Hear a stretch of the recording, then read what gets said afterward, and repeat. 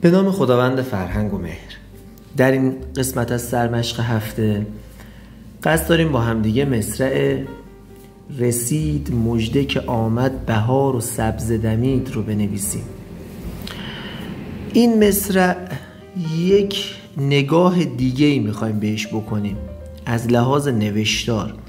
نگاه کنید، ما در قواعد معمول میایم میگیم که آقا دوتا کشیده کنار هم دیگه توی یه سطر نباشن، ابتدای سطر کشیده نداشته باشیم یا هر موردی از این موارد. اما به موجودی اینجا رو نگاه کنیم. رسید هم با دندونه میشه نوشت، هم با کشیده. مژده رو فقط ساده، که رو فقط ساده، آمد رو فقط ساده. اما آمد رو میتونیم در مواقع خیلی خاص در واقع بکشیم، اما اینجا حداقل لازم نیست به خاطر اینکه کلمه های شاخص‌تری داریم. آمد بهار، حالا این بهار رو با هر حالتی میتونیم بکشیم یا اینکه ساده بنویسیم، اما بهتر اینه که بکشیم. چرا؟ الان عرض میکنم خدمتتون. اینم که سبزه، هم میتونیم کشیده بنویسیم هم میتونیم ساده بنویسیم. دمید رو هم میتونیم ساده بنویسیم و هم کشیده. حالا نگاه کنید، ما رسید مژده که آمد بهار. بهار شاخص‌ترین کلمه ایه که ما در واقع تو این سطر داریم، بنابراین اگر نکشیمش، چون هم وسط سطر هم شاخص‌ترین در واقع کلمه است، اگر نکشیمش واقعا حیفش کردیم. اگر بیایم و امروز به جای اینکه قواعد رو در نظر بگیریم، معانی رو در نظر بگیریم، میتونیم اینجوری به قضیه نگاه کنیم که بهار اومده و سبزه دمیده، یعنی این دوتا شاخصن دیگه. خب ما میتونیم این دوتا رو توی این سطر کشیده داشته باشیم. اما یه کار جالب تر از اون هم میخوایم انجام بدیم که میشه در واقع حس خوبی رو به سطرمون القا کنه. گرچه اینها همه نسبی هستن و سلیقه‌ای. یا کنیم ما گفتیم ابتدای سطر اگر کشیده نداشته باشیم بهتر، اما من اینجا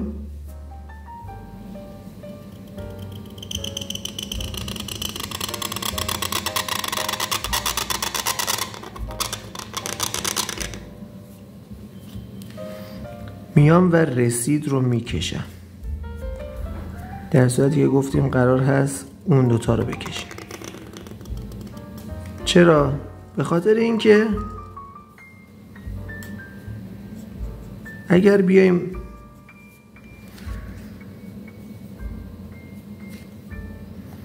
اینجا و ر رو از این راستا نزنیم، یا من این راستا اینو اگه بکشم، ر رو میام کجا میذارم؟ از اینجاها شروع میکنم.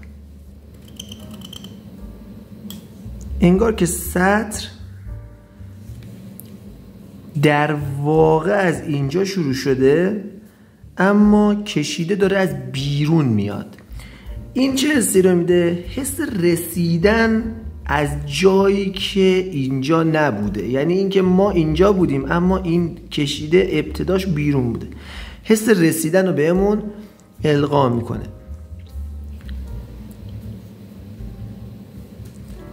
مژده رو ساده مینویسیم، اما سعی میکنیم یه مقداری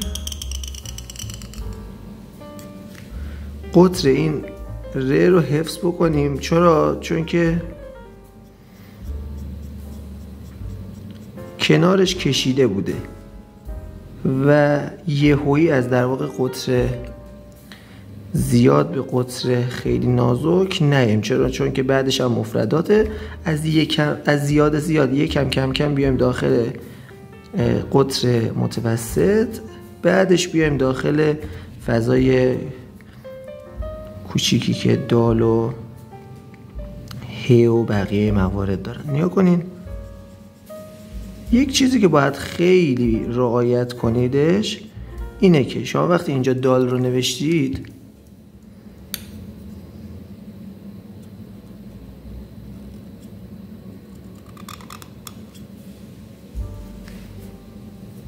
ه رو سعی کنید دیگه بالاتر یا پایینتر نیفته. چرا که خیلی در سطرهایی که چند تا مفردات کنار هم دارن این خیلی مهمه که اینها در واقع بیان و توی یه دونه راستا بیفتن. یا مثلا حالا کاف و اینجا هم میتونیم بنویسیم، اما ما میایم و اینجا مینویسیم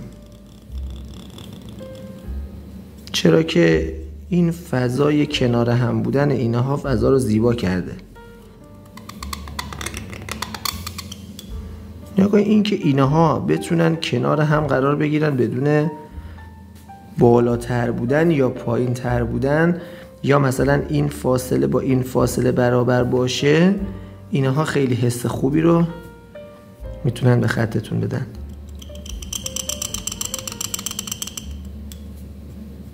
اینا اگر که نچسبن یک سفیدی خیلی ریز بینشون باز بمونه بهتر هست.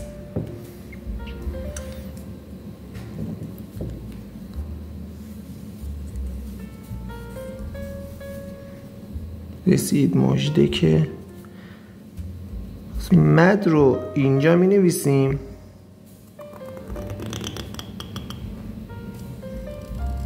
وقتی میخوایم آمد رو بالا بذاریم سعی کنید که اون آ رو اول نگه داریدش، چون مد که جاش مشخصه. نگاه کنید اینها اگر توی راستا باشن چه حس خوبی میده. آمد مد رو میذاریم، فعلا بهار رو مینویسیم، بعد جایگاه اون رو پیدا میکنیم براش، چون فضاهای کوچیک اشکال نداره اگر که در انتها نوشته بشه.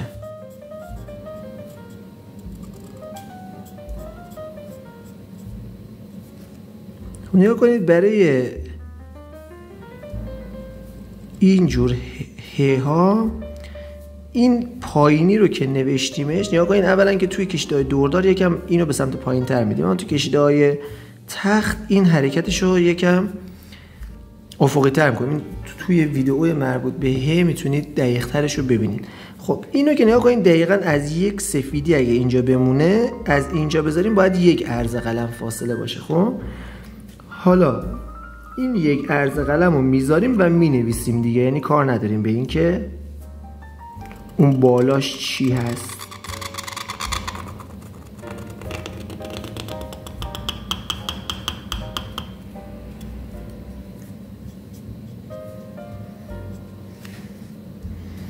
خب حالا که اینو نوشتیمش از اینجا باز این یکی رو میزنیم، یعنی اینجوری نیستش که از پایینش بیاریمش. اینو برای کسایی میگم که تازه میخوان شروع کنن به ه نوشتن، نه برای کسایی که حرفه‌ای ترن. ابتدا اینو درست میکنیم، خب بعد اینو بر اساس اندازه این یکی این شکلی میاریم پایین. و اینو یادتون باشه که این حرکت که داره میاد، این حرکت بیشتر باید به این چسبیده باشه تا این. اگه نگاه کنید مقدار چسبیدگیش به حرکت پایینی بیشتر از اینه، این جداتر داره دیده میشه. خب اینم از بهار.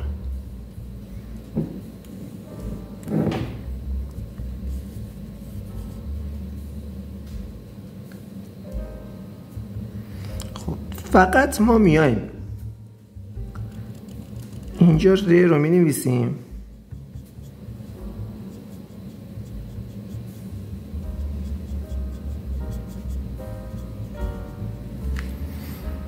بعد از اینجا و رو نمیذاریم، بهار رو سبز دمید و رو نمیذاریم. چرا نمیذاریم؟ به خاطر این که ببینیم کجا برامون فضای خالی ایجاد میشه که این رو بذاریم. اگر که سبزه رو اومدیم نوشتیم و از الف پایین تر بود اشکالی نداره، چون من میخوام سبزه رو بکشم. نگاه کنید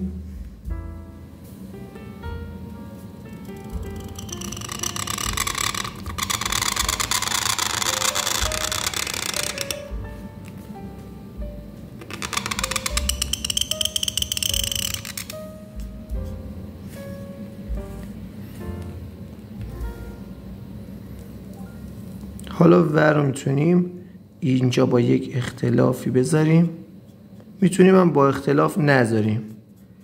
این دیگه سلیقه خودتونه که بتونیم اینجا نقطه سبز رو بذاریم. خب اینجا یک مقدار نیا کنین، اگر که با هی وسط سطر در واقع مقایسهش کنید یه مقدار بسته تر و کوچیکتر می نویسیمش. اینجا هم که داریم کم کم به سمت بالا حرکت میکنیم دیگه، در واقع کرسیمون عوض شده، همونقدر که این دال با اینجا فاصله داره، حالا این یکم بلنده، شما یکم کوتاه‌تر در نظر بگیرید، همونقدر که این با این فاصله داره این دالم با پایین این فاصله داره. خب این اگه یکم کوتاه‌تر می بود بهتر می‌شد، مثلا تا اینجاها که این دالم با این همینقدر فاصله می داشت دیگه. اینجا کرسی عوض شده بود. از اینجا هم که مید رو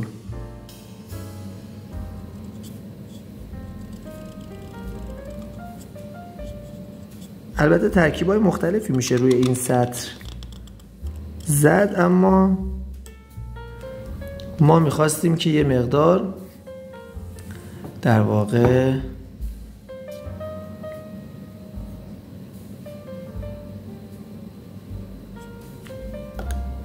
معنی گرایانه تر بنویسیمش.